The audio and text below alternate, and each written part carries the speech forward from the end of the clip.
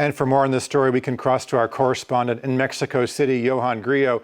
Ioan, what's the latest on the situation on the ground? Have things calmed down any from a bit earlier? Things have certainly calmed down from yesterday. As the president said in the press conference this morning, she started off saying all of the roadblocks have been cleared. Now, that doesn't seem to be the case 100%. There have been reports of some roadblocks in some places like Michoacan state. But they said they've sent 7,000 soldiers to Jalisco, the center of the where the troubles were.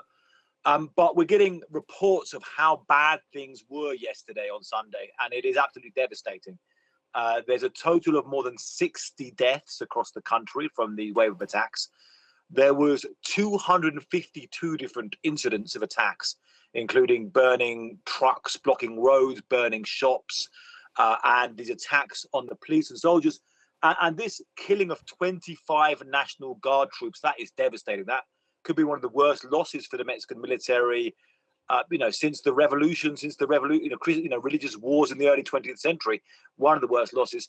And actually, the defense secretary was holding back tears in the press conference and a general sense of shock across Mexico. So, take a breath, not as bad as yesterday, but just coming to terms with what happened. Ioan, what have we learned about the military operation that ultimately killed El Mencho? I mean, how are they able to track him down? Well, the classic trap of some of these drug traffickers, they say they traced him by following a girlfriend. There was US intelligence involved in this as well, from this new military-led US command. But a girlfriend went to visit El Mencho, who'd been long hunted down in a safe house in this town of Tapalpa.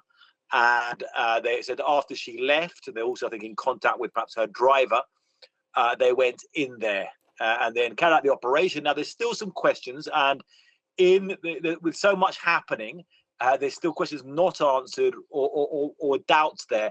They say they injured El Mencho and two of his bodyguards, and they all happened to die on the plane, which does raise some questions there. But, in some ways, a big victory for the Mexican government alongside all of the shock about what's happening. I know that you said that things have calmed down. Mexico is hosting the FIFA World Cup in just a few months. Is this wave of violence raising any concerns about this? It certainly is. And, in Jalisco, where this is taking place, there's going to be some of the games in the stadium of Jalisco, which was the center of the problems there.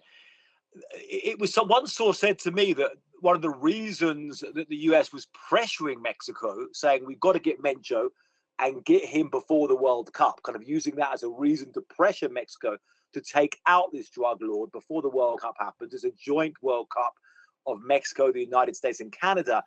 But I think for many people who have tickets from around the world, who have tickets for these games, are going to be concerned. Now, living in Mexico for many years and covering this violence, I know this violence can flare up and then go down again, and you can be fine. But I can understand how many regular people getting tickets over are going to have concerns there. And, the Mexican government is really going to have to work on security to assure people of their safety during the great football tournament this summer. Okay, we'll have to leave it there. Our correspondent in Mexico City, Ioan Grillo. Ioan, thanks as always.